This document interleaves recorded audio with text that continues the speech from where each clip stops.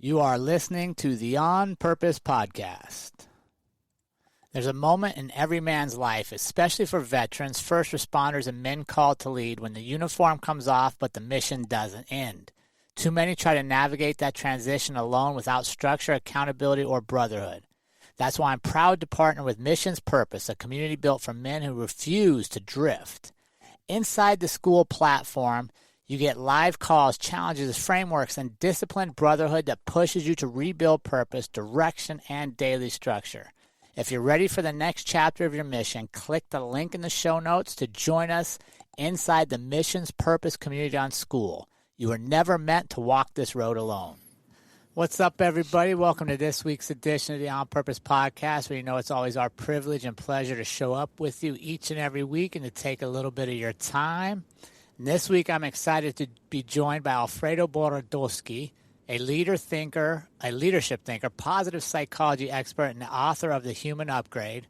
Alfredo has spent decades helping leaders navigate disruption with clarity, purpose, and resilience.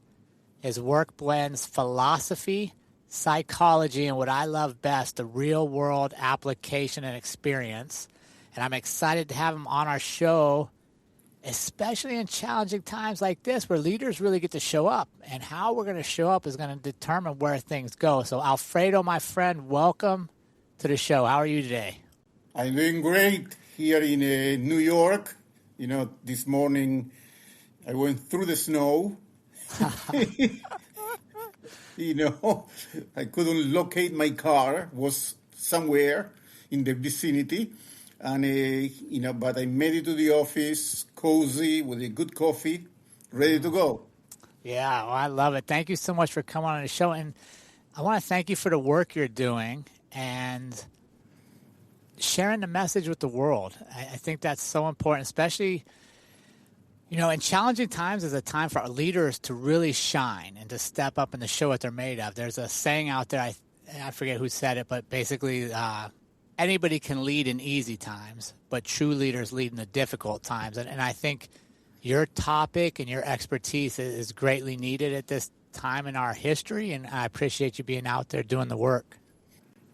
Thank you. Well, we are going through a difficult time, but, difficult is some kind of a relative term. If difficult means change, disruption, opportunities, growth, those are difficult times. And I think that the staple of our difficult times today, tremendous growth of opportunity, but shaking the ground.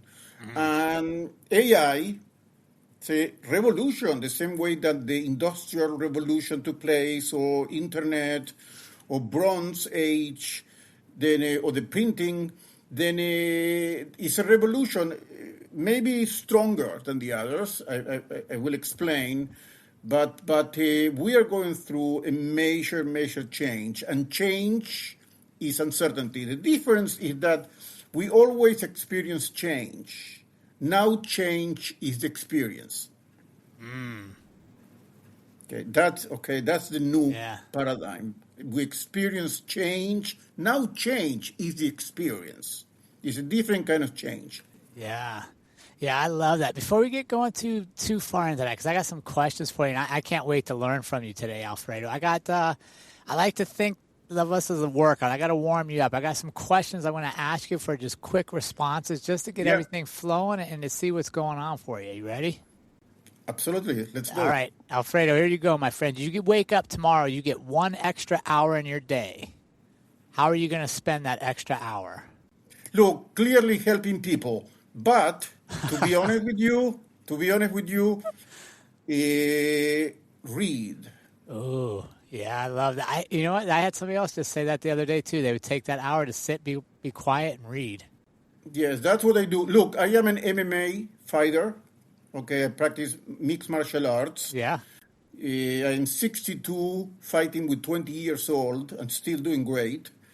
Then I practice every day. Then clearly I will take an hour to read and be by myself. I am a kind of by myself person. Or I would go for an extra hour of sparring. which is another kind of meditation. And I know, then I can go here. You have two extremes, Yeah. but equally important for me, and would make my extra hour. Yeah, that sounds great. All right, you get to remove one distraction from your life for a week. What do you get rid of first?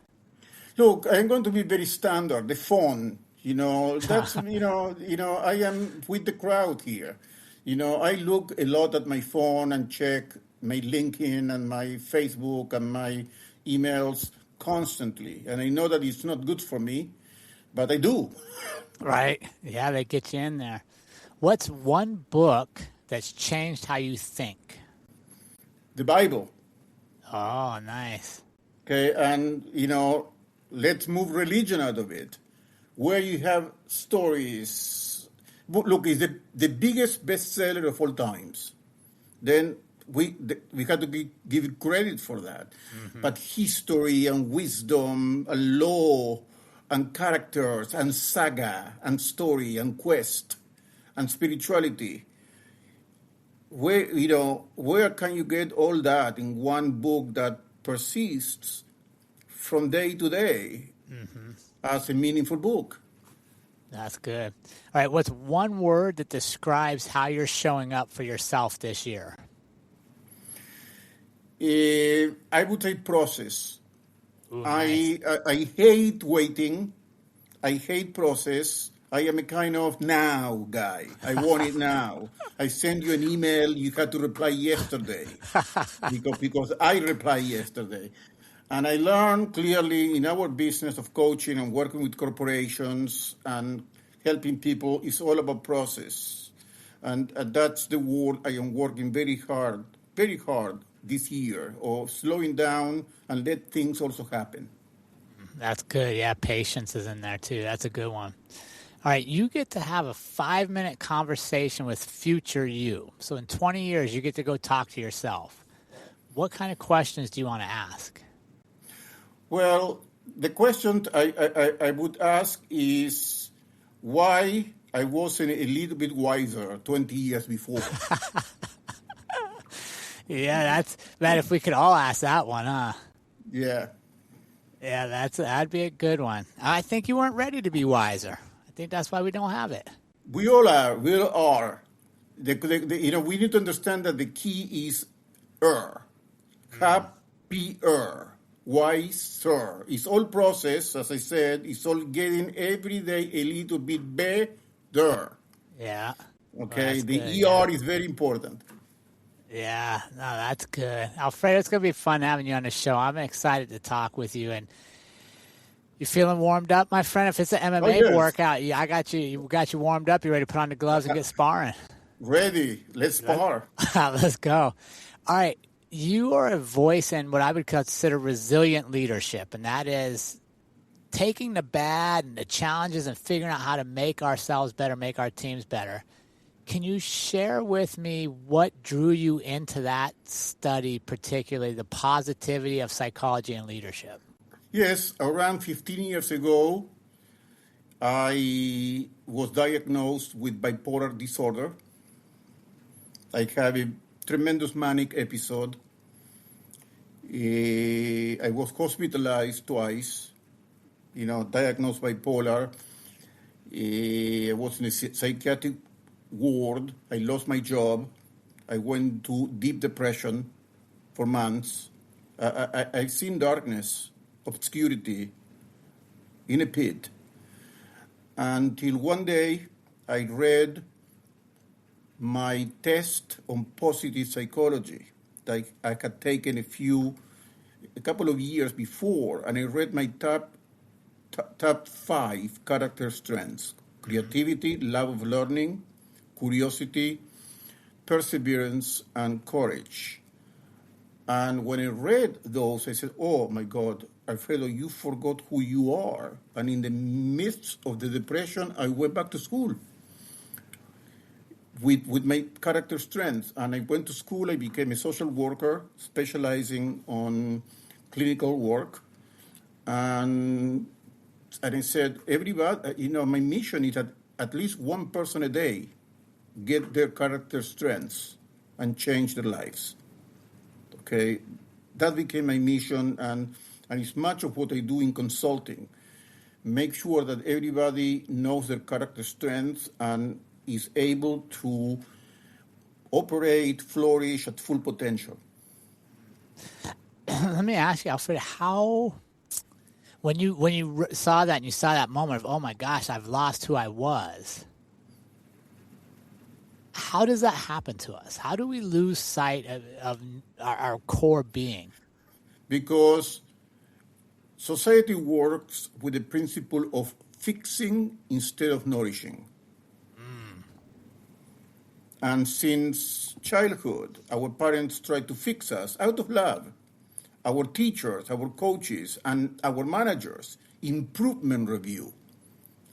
It should be celebration review. It should be accomplishment review. Okay, it's always about improvement, like you are beginning always from minus.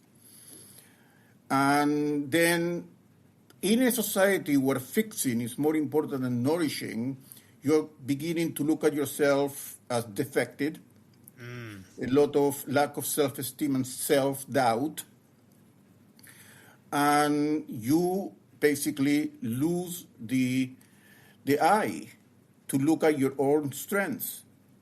They get buried on the judgment that people have upon you. What would be actions that would be nourishing versus fixing? Well, first of all, I'm going to give now to everybody who's listening how to get their 5 top strengths. Because, I said my mission is that one person a day gets them. I want through your show, I know that many more will get it. Yeah, let's get it to them. Then if everybody takes their phone now, take your phone and text the word positive to the number 33777. Positive to 33777. I will send you a reply the 24 character strengths of positive psychology and a couple of questions by which you can identify your top 5, which is called the signature strength, and a couple of questions by which you can maximize them. Okay? Then I gave you already the easiest, fastest way, a text away to get your character strengths. When you know your character strengths, the question that always comes is, what do I do with them? It's automatic.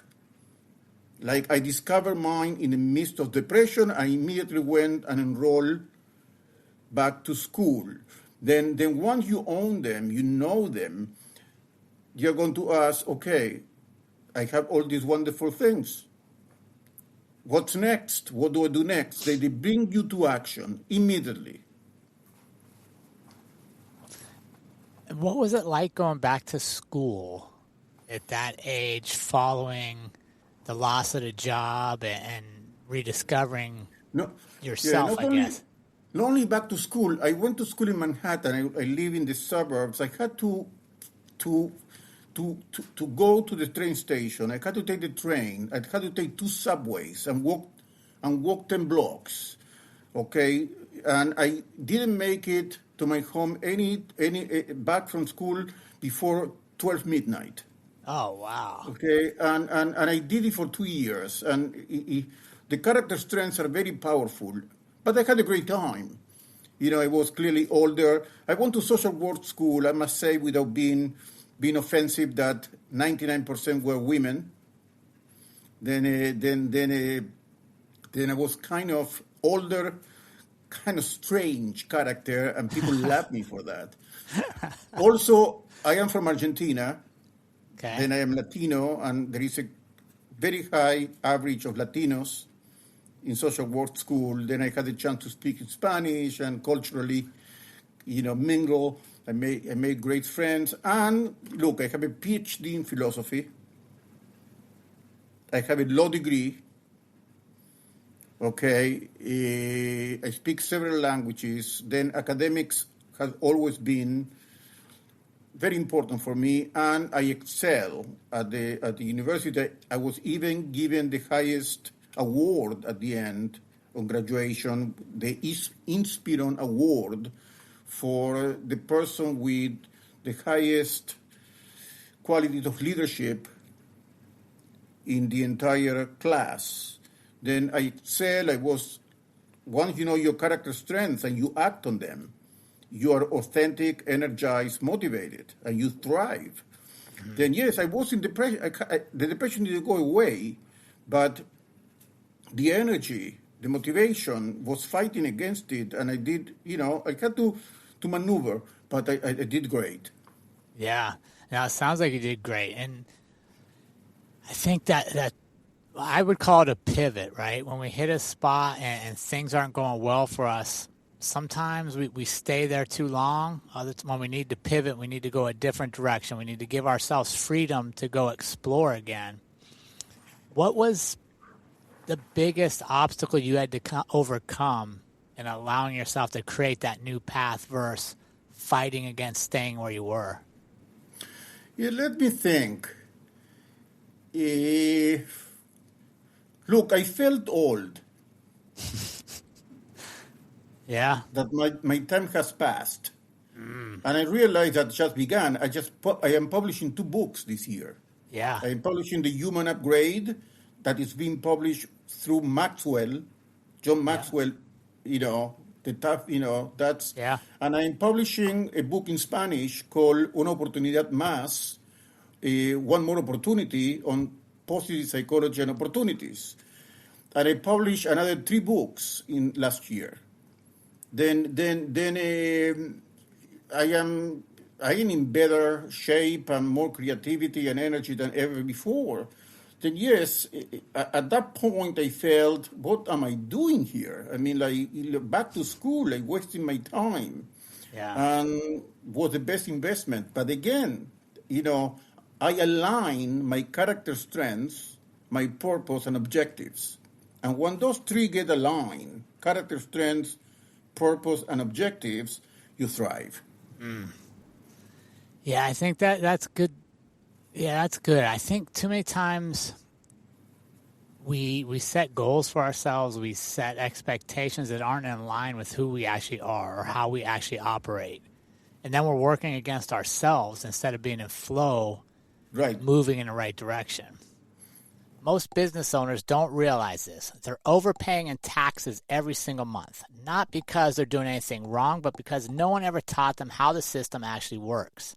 I've known Dr. Elise Rigney for over a decade, and Andrea and I have personally gone through her tax strategy program.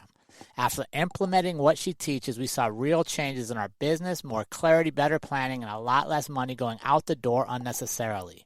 Nothing she teaches is aggressive or risky. These are legal strategies that have been in the tax code for decades, the same ones the wealthy use quietly and consistently. If you want to stop overpaying, get proactive, go to the link in the show notes and use code PURPOSE for $100 off. Keep more of what you earn on purpose.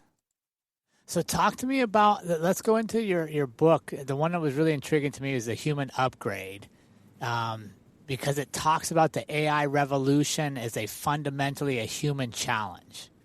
Yes. Right. So talk to me about that, because I see both sides of the fence. I see people that are embracing AI and using it to propel themselves, and I see a lot of people that are so fearful AI is going to replace everything, they don't want anything to do with it. So talk to me about what you've learned in your research and what you're hoping for us to get from the book. Well, first of all, I am pro-technology.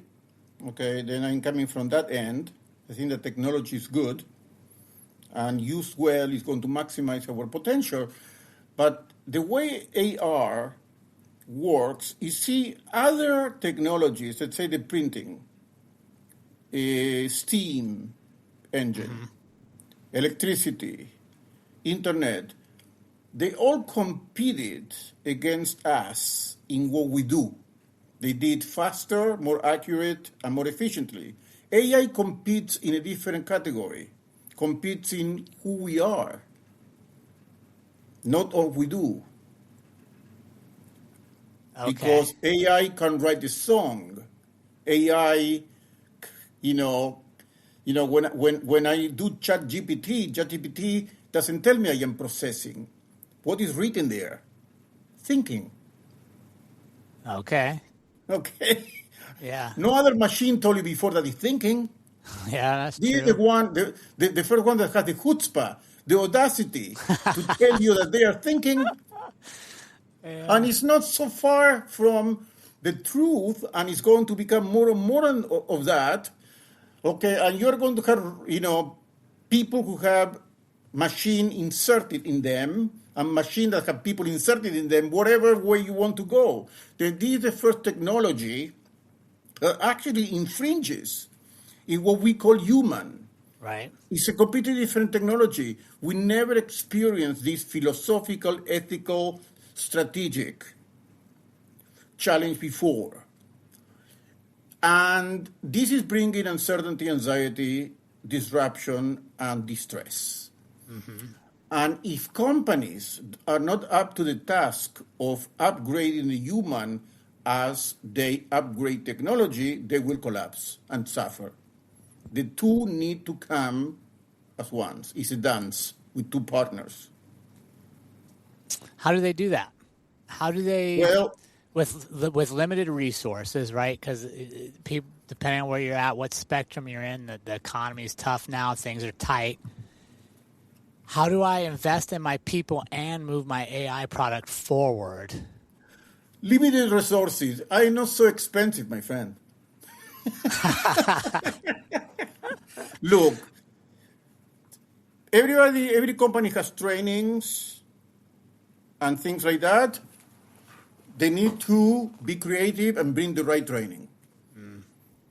Okay, the training today that is effective with the challenges we have is character strengths, is purpose, Yeah. adaptability. Those are the core issues today. Very different from the issues before. Yeah. Then Yeah. then had to be human-centered workshops where they take care of the human and they upgrade the human, not workshop about efficiency only and about data management and things like that. Now Then that is such a great point, right? That is such a great point. That is human-centered leadership, right? That's leadership developing the person. And when I hear you say that, I think back to how many trainings people have been involved in that are skill-based. it's all skills. How to do the thing faster, how to do the thing more efficient, how to do the thing with less errors. But what you're saying is they need to invest in the actual humans doing the thing, not the thing they're doing. And we know from every research that brings results, this is not about being nice. This is about efficiency, okay, and performance. Yeah. You want to have the people being at the best as people to do the best they can do. Yeah. So let me ask you, you referenced this a few times in some of the stuff I did research to prepare for this, that you call it a disruption, right? Like anytime we have a change, there's a disruption in the status quo, and we have an opportunity to lead through the disruption. And usually on the opposite side, or after the disruption settles, there's progress again. We evolve and we move forward. So what is the mindset shift that's required for us to be leaders during this disruptive time? Yes, leadership was to be based on prediction. The good leaders are the ones who predict.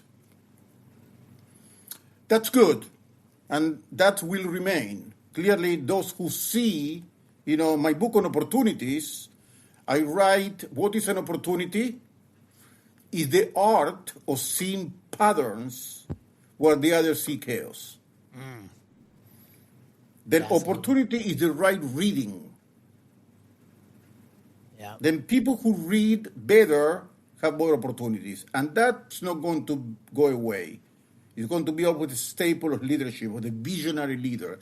However, because change is so rapid today, prediction is more and more difficult. And what there is a lot is disorientation. And then the leaders, as they predict, they need also to be orienters. People who are clear in the company that there is stability, that they know what they are doing, that the inclusion of technology is not the latest thing without thinking about the people. Yeah. That there are certain core values that are going to be maintained, that there is certain respect that is going to be kept. Okay, then I would say predictability plus orientation, because this orientation is the name of the game today. Then I write in the book that we need to go back to the paradigm of the leader as a shepherd. Ah. Not only the visionary, the one who takes care of the flock, of the people, okay, who has that empathy, emotional intelligence touch. That's essential. Yeah, because you can't outsource that to AI. No. You see, we are not going to be able to compete with AI and efficiency and results. The AI will win for our benefit. We only can compete in the human dimension. Then we have to become better humans. Our added value is being better humans. If we lose that, then we lose our edge. The companies who keep people being better humans are going to have the advantage over those who do not. Yeah, I'm just thinking on that for a second, because there's a cost to that, right? Like? A cost benefit. If I can outsource a lot of things to AI and pay less for it, sometimes I may let go of some of my human employees, or I may replace them, right? And I'm thinking, how do we balance that? How do we optimize for the AI portion, but still humanize the people we have and make sure that their needs are being met?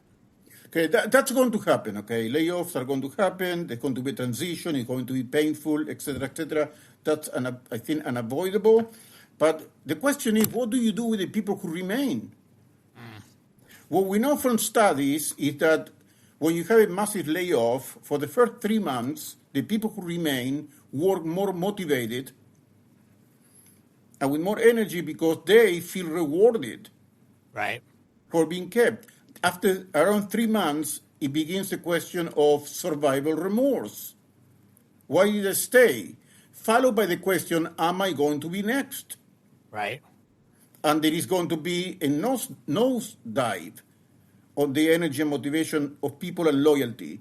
Then unless you have a program of human upgrade after a layoff, you're killing the people who stay. There is no other way around. You're creating a culture of fear. You're creating a culture of uncertainty by the layoff. And this kind of technology is going to basically maximize that fear.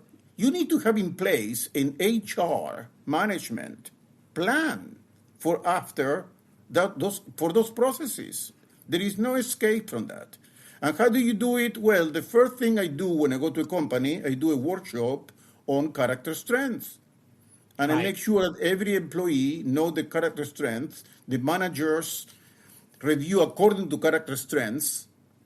People are praised by the character strength, and there are exercises and methodologies and strategies in which people, by knowing their character strengths, then they feel reinforced, valued, and appreciated. If you don't do that, you're going to face a collapse. Would you say it's fair to draw a conclusion, Alfredo, right now that even without AI, if you don't do a lot of those things, your teams aren't performing well because you're going to be in constant turnover because the human's going to leave to go somewhere where they find those validations? Well, for sure. 70% of my work is on companies in general, that the lack of motivation, it doesn't have to be due to crisis.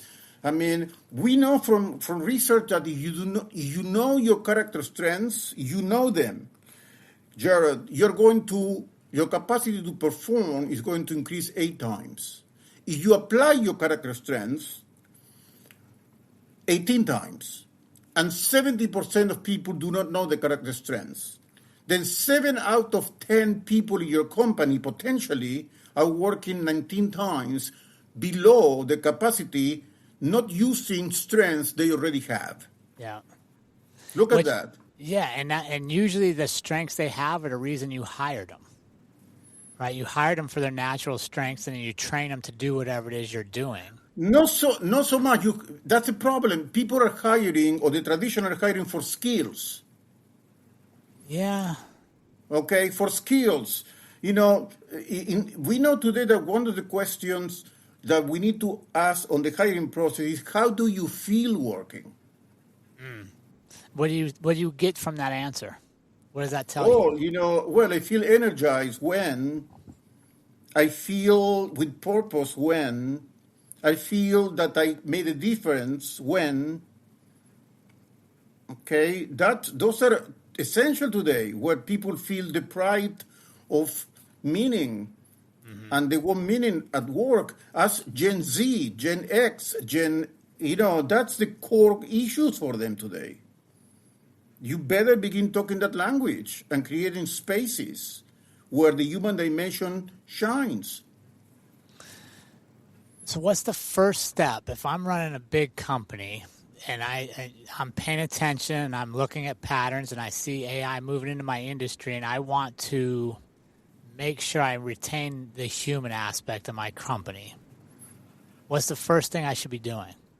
Well, I'm going to be playing the same instrument again, but the first thing to do that everybody knows their top 5 character strengths. Right. So your personal profile. So you have a profile for everybody. I don't like to call it profile because it's a little bit like technical. Character strengths, what you are best at, what makes you motivated, authentic, energized, and the best version of yourself. And that's done with a workshop and some exercises, okay? Then the second thing is to have a workshop on purpose. You are on Purpose podcast. Purpose defined as the best of you for the benefit of others. Okay, this is a definition I learned from Brian and Gabrielle Baucher, the founder of the Purpose Company. They specialize in purpose, and I am in the mastermind program, and that's the way they define purpose. The best of yourself for the benefit of others. Then once people at a corporation understand that they are recognized for the best of themselves and what they are doing is for some benefit, then motivation, loyalty, uncertainty, all those begin to diminish. Then if you combine character strength with purpose, you get peak performance. Okay, yeah. Character strength, purpose, peak performance. Yeah. Purpose is such a buzzword nowadays, and it gets thrown around a lot. And I think some people use it, I don't want to say as an excuse, but as a crutch, right? Like, I'm doing things today, but I just can't find my purpose. So I'm kind of just going through the motions of the day. I'm doing what I'm supposed to do, but I don't have that passion for it. So how do you suggest people find their purpose again? Remember what it was. They had to take the Purpose Factor instrument. It's a new instrument that just came on the market. It's called the Purpose Factor. Came on the market 3 months ago. It's the first instrument on a complete analysis of a person's purpose. It gives you a 49-page description of your purpose from all angles. Is a must. Yeah. You cannot begin a good discussion on purpose today. It's like going to the doctor for a annual and not taking blood test. Then the purpose factor is a blood test of your purpose. That's a must. The best instrument out there. Okay. Yeah. So what would you say is a behavior that our leaders and the because we're recording this, there's some turbulent, some tumultuous times here in the United States. What's something our leaders can do today to start creating a better place for the people they get to lead? Bring the humanity in. What's that mean? Admit mistakes. Talk with empathy. Say hello in the morning. Pour coffee. Open a door. Appear in person. Anything that brings humanity to who you are. Don't wear $10,000 suits. Yeah. Eat in the cafeteria. I don't care. But you have to show your humanity. Write thank you notes. Yeah. When somebody has a kid born, okay, with pencil. Send emails recognizing people's character strengths. Anything that shows your human side. So what I love about this, Alfredo, is we spent some of the time talking about AI and the advancements of technology and testing and new products out there. But what we're really talking about is doing basic human actions. It would always go back to that. Right? Like your favorite book's the Bible. You can turn the world upside down. It's always going to come down to human character, decency, and empathy. And I was thinking, like, your favorite book or a book that changes the Bible. There's stories about these behaviors. That's why I love it. Yeah. Moses lost it because he lost his temper and mistreated the people. He mistreated the people. Right. He lost his temper. He didn't get to the finish line. So let's go to the other side. If you could get leaders out there today, leaders in our community that are listening, what's one thing they could do would you say, stop doing that today? What's one behavior you would tell them to stop doing? Move from fixing to nourishing internally. Yes. Yeah. Okay, clearly, look, if there's a leak on the pipe, you better fix it, unless your basement is going to be a swimming pool, okay?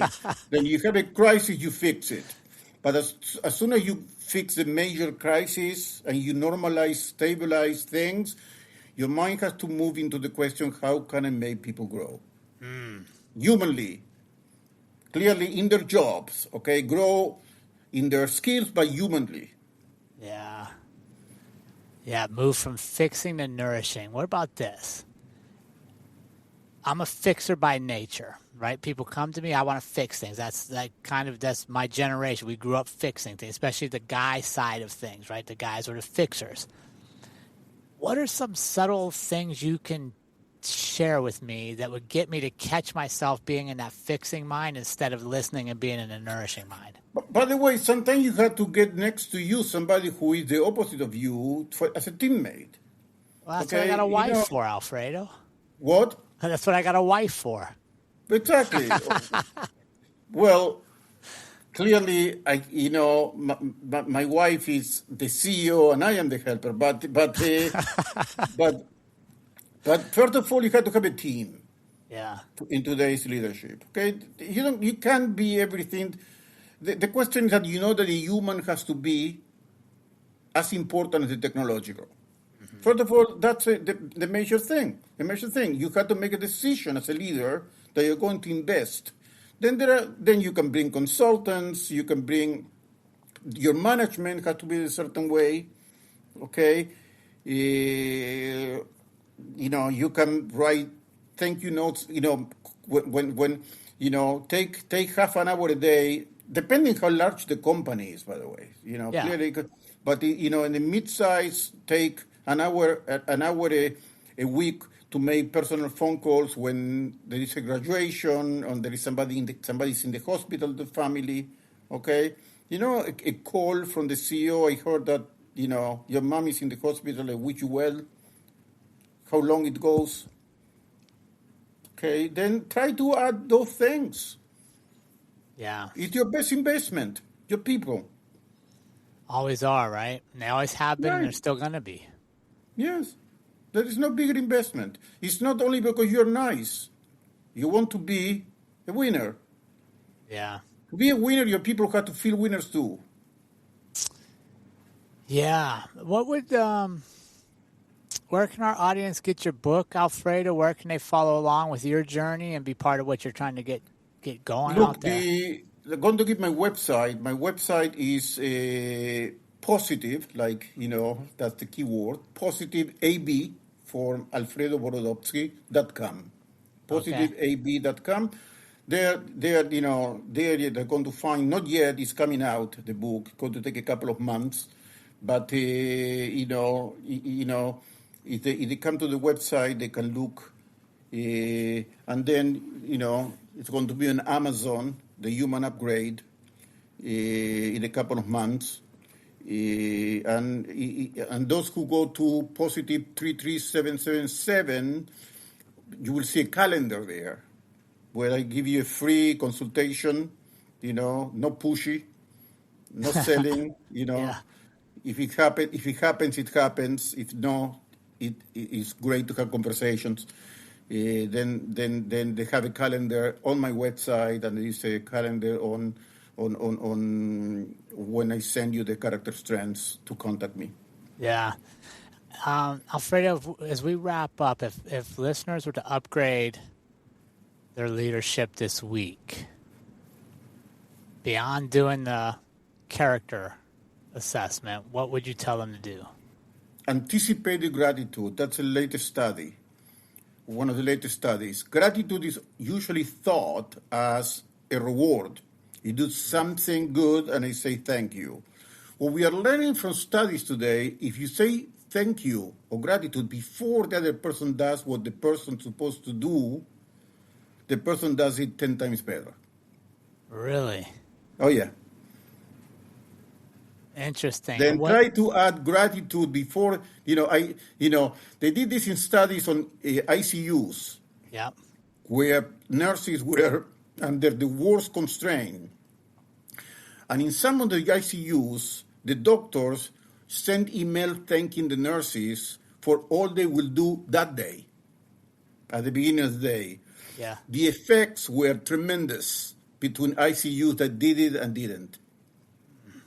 Why was that? Because you are telling the person beforehand that you trust them, that they are going to do the best they can. It's trust, confidence. They are not being used. Yeah. Yeah, that's Tremendous difference. It is, right? Because one is relational. One is saying you believe in me before I do it. The other is saying thanking me for doing it the way you thought I should do it. Right. It's like I trust you. I am thanking you now before you do it because I have complete trust in you. I am thankful of who you are and what you do, not the results, not the results only. I am that you are here and I can rely on you. Wow, the difference is tremendous. Right, it goes back to what we talked about earlier. I know that you're paying attention to me because I've earned your trust. I know that you see what I'm doing, so I feel validated in my work, and I know what I'm doing is important. Exactly. For everybody. I call it. It's on my book on. It's on my book on the Human Upgrade. There is a chapter on gratitude, how to use gratitude in the workplace. Yeah. The full chapter on this, and there I explain exactly how anticipated gratitude, I call it, how anticipated gratitude works. Yeah, that's awesome. Well, Alfredo, thank you so much for joining us this week. It's been a pleasure to sit and talk with you, my friend, and thank you for the work you're doing and what you're spreading out in the world. Well, this hour flew, and that's, tells a lot. I didn't feel it was an hour, great questions, great conversation. I hope that this one person got their signature strengths. That would be, for me, the purpose of the day. Yeah. One more time, give them the number to text you to get in touch with you. Text positive at 33777. There you go. All right, everybody, do that. Join up with our friend here and find out your strengths and start living that life with purpose. Thank you so much for coming on this week. Thank you, Jerrod. And remember, team, life is far too short to live any other way than on purpose. We will see you all again next week.